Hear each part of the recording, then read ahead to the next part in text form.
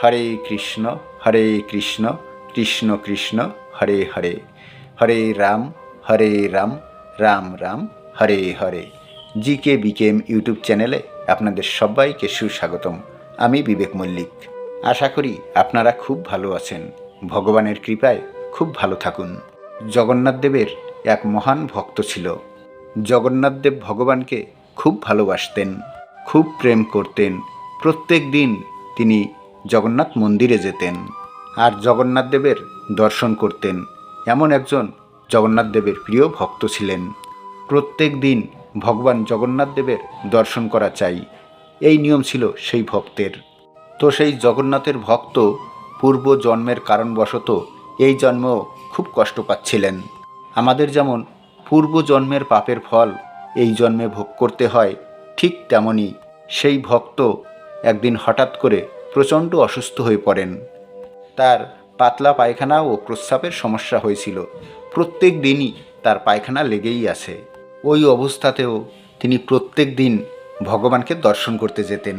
তিনি ভগবানকে এতটাই ভালোবাসতেন যে তিনি একদিনও ভগবানকে না দেখে থাকতে পারতেন না। তিনি এতটাই অসুস্থ যে তার বাথরুম একদমই কমছে না, সারাক্ষণ বাথরুমে যেতে হচ্ছে। তবুও তিনি ওই অবস্থায় মন্দিরে যেতে থাকেন, ভগবানকে দর্শন করতে থাকেন। ভক্তের কেমন ভাব দেখুন। এই রকম যেতে যেতে একদিন মন্দিরের পূজারীরা বললেন, আরে তুমি এই রকম অবস্থায় ভগবান জগন্নাথদেবের দর্শন করতে আসছো, মন্দিরে আসছো, এক কাজ করো, প্রত্যেক দিন আসার দরকার নেই, তুমি বাড়িতে থাকো আর ভালো কোনো চিকিৎসাবিদকে দেখাও, যাতে তোমার শরীরটা খুব তাড়াতাড়ি সুস্থ হয়ে যায়, তারপর তুমি মন্দিরে এসো। তুমি এরকম অবস্থায় বারে বারে মন্দিরে এসো না, এইভাবে অসুস্থ অবস্থায় মন্দিরে আসতে নেই, এটা ঠিক ভালো দেখায় না। তখন সেই ভক্ত চিন্তা করলেন, ও ভগবান জগন্নাথদেব এনাদের মাধ্যমে হয়তো আমাকে এটাই বলতে চাইছেন, আমাকে দেখতে ভালো লাগছে না, ভগবান জগন্নাথ আমাকে দেখতে চাইছেন না।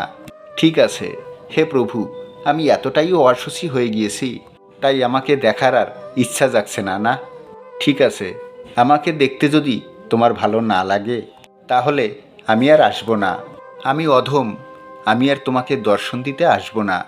তোমার যদি এটাই ইচ্ছা হয়ে থাকে ঠিক আছে, চলে গেলাম। যতক্ষণ না আমি সুস্থ হব ততক্ষণ আমি আর তোমাকে দর্শন দেব না, তোমার ধারে কাছে আসবো না আমি। ব্যাস, ভক্তের প্রিয় ভক্ত এই রকম অভিমান করে চলে গেলেন বাড়িতে। এতটাই অসুস্থ, এতবার বাথরুমে যেতে হচ্ছে যে তিনি কিছু করতে পারছেন না।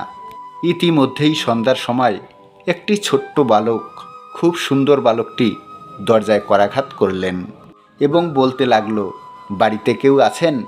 তখন সেই ভক্ত মনে মনে ভাবতে লাগলেন, এই সন্ধ্যার সময়ে আবার কে এলো, কে এমন সময়ে? তখন সেই ভক্ত দরজাটি খুলে দেখেন ছোট্ট একটি সুন্দর বালক দরজার সামনে দাঁড়িয়ে আছে। বালকটির পরনে ছিল একটি হাফ প্যান্ট এবং গায়ে ছিল একটি ছেঁড়া ফাটা জামা। তবে বালকটিকে দেখতে খুবই অপূর্ব সুন্দর ছিল। ভক্তটি দেখল সে মুখ ভার করে মাথা নিচু করে দাঁড়িয়ে আছে। ভক্তটির একেই শরীর খারাপ, তারপরেও বাচ্চাটিকে দেখে সে বলল, আরে তুমি কে? তখন সেই বালকটি বলল, বাবু আমি খুবই গরিব, আমার মা বাবা নেই, আর আমি শুনলাম যে আপনার খুব শরীর খারাপ, হয়তো আপনার একজন সেবকের প্রয়োজন, আর বাবু আমার একটু আশ্রয়ের প্রয়োজন, তাই আপনি যদি আপনার বাড়িতে একটু আশ্রয় দেন তাহলে আপনার বাড়িতেও থাকতে পারবো, আর এই মুহূর্তে আপনার একজন সেবকেরও প্রয়োজন, তাই আপনার সেবাও করব, কৃপা করুন বাবু, কৃপা করুন।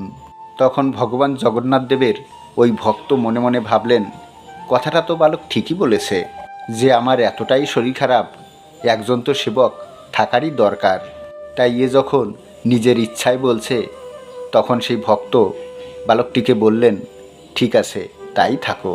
তারপরে ওই বালক থাকতে শুরু করলো।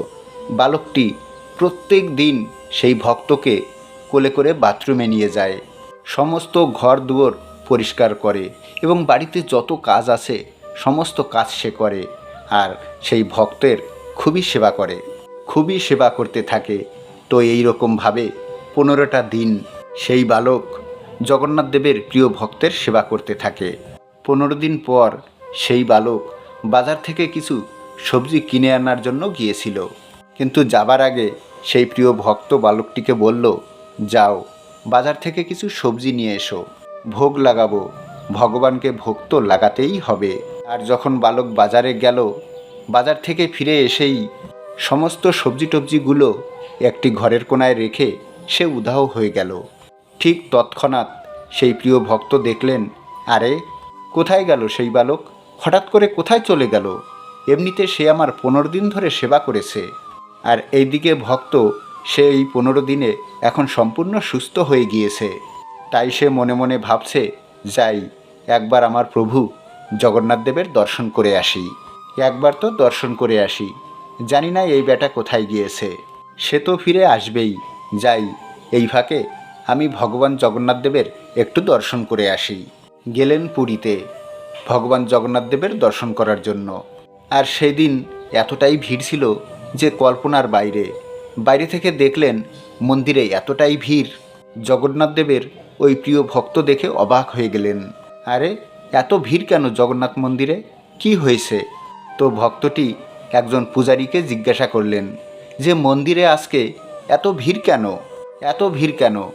তখন ওই পূজারীজি বললেন, তুমি জানো ভগবান জগন্নাথ দেব 15 দিন ধরে এই মন্দিরের দরজা স্বয়ং বন্ধ করে রেখেছিলেন।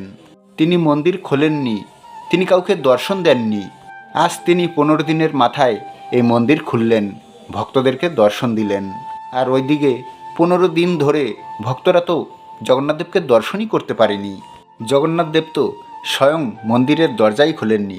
ভগবান জগন্নাথ দেব এই 15 দিন কাউকে দর্শনই দেননি।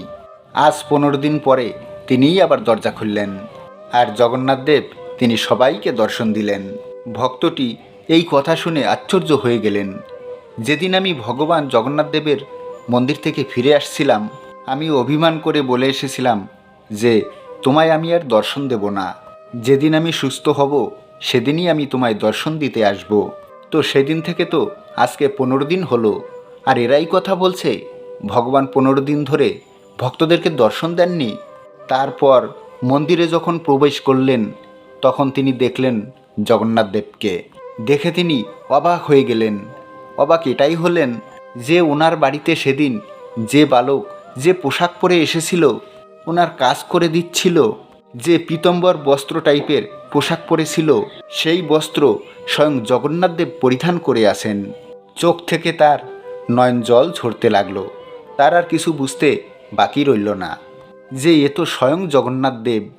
যেদিন আমি মন্দির থেকে অভিমান করে চলে এসেছি সেই দিন থেকে ভগবান জগন্নাথ দেব আমার গৃহে আমার কাছে থেকে আমার সেবা করে গেলেন, আমাকে সুস্থ করে দিয়ে গেলেন। হে প্রভু জগন্নাথ, আপনি এতটা দয়াময়, এতটা করুণাময়।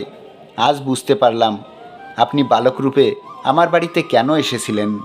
ভক্তের সেবা করতে এলেন। দেখুন এই হেন ভগবান, ভক্তের সেবা করে ভগবান আনন্দ লাভ করতে চায়, ভক্তের মাধ্যমে লীলাও সংগঠিত করতে চায়। ভগবানের লীলা বোঝা খুবই মুশকিল।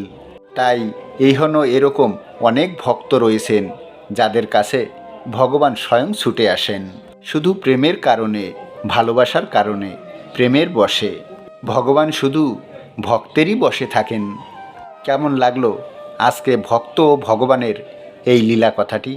যদি ভালো লেগে থাকে তাহলে অবশ্যই ভিডিওতে একটা লাইক করে দেবেন এবং বেশি বেশি করে আপনার আত্মীয় পরিজনের কাছে একটু শেয়ার করে দেবেন, যাতে তারাও এই সুন্দর লীলা কথাটি শ্রবণ করতে পারে।